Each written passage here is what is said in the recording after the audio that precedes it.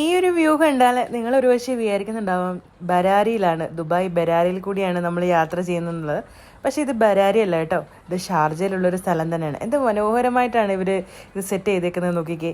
രണ്ട് സൈഡിലും മരങ്ങൾ, അത് പല തരത്തിലുള്ള മരങ്ങൾ, നല്ല കാറ്റൊക്കെ ആയിട്ട് ഇതുവഴി ട്രാവൽ ചെയ്ത് പോകാൻ നല്ല രസമാണ്. അപ്പോൾ ഈ അടുത്തിടയ്ക്ക് ഒരു ട്രെൻഡിങ് ആയിട്ടുള്ളൊരു പ്ലേസിലോട്ടാണ് നമ്മൾ പോയിക്കൊണ്ടിരിക്കുന്നത്. മുതിർന്നവർക്ക് മാത്രമല്ല, കൊച്ചു കുട്ടികൾക്ക് എൻജോയ് ചെയ്യാൻ പറ്റിയ കുറേ കാര്യങ്ങളുള്ള ഒരു സ്ഥലത്തോട്ടാണ് നമ്മൾ പോയിക്കൊണ്ടിരിക്കുന്നത്. അത് മാത്രമല്ല, കുറേ ഫുഡ് ട്രക്കുകളൊക്കെ ഉണ്ട് കേട്ടോ.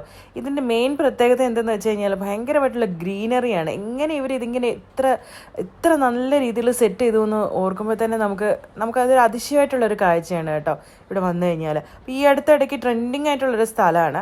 നമ്മൾ പോയി കഴിയുമ്പോൾ തന്നെ ആദ്യമേ നമുക്ക് ഈ കാണാൻ പറ്റുന്നത് ഇങ്ങനെ ഒരു വെള്ളച്ചാട്ടം പോലുള്ളൊരു സംഭവമാണ് കേട്ടോ. ഞാനിന്ന് നിൽക്കുന്നത് മസാർ സ്കേറ്റ് പാർക്കിലാണ് കേട്ടോ. നല്ല ഭംഗിയാണ് ഇവിടെ വരാൻ വേണ്ടിയിട്ട്. വൈകുന്നേര സമയങ്ങളിലൊക്കെ വന്നു കഴിഞ്ഞാൽ ഒരു പാർക്കിംഗ് ചെയ്യാനുള്ള കുറേ സൗകര്യങ്ങളുണ്ട്. അതുകൂടാതെ ഫുഡ് ട്രക്സും ഒക്കെയുള്ള നല്ലൊരു സ്ഥലമാണ്.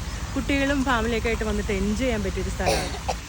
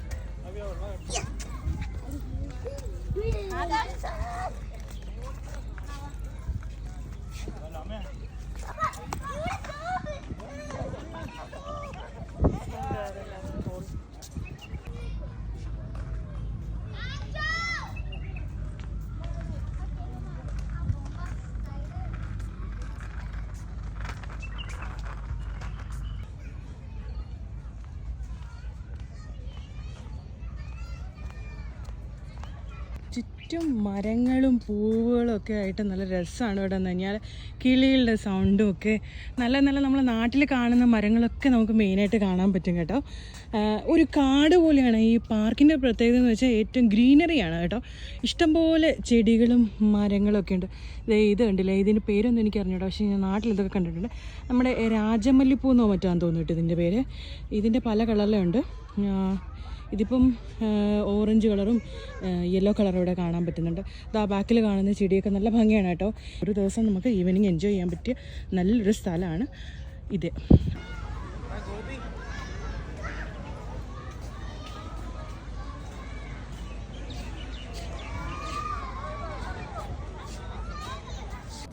തിലാൽ സിറ്റി കഴിഞ്ഞിട്ടാണ് ഈ ഒരു പാർക്ക് വരുന്നത്. അറാദ പ്രോപ്പർട്ടീസിൻ്റെ പാർക്കാണ്.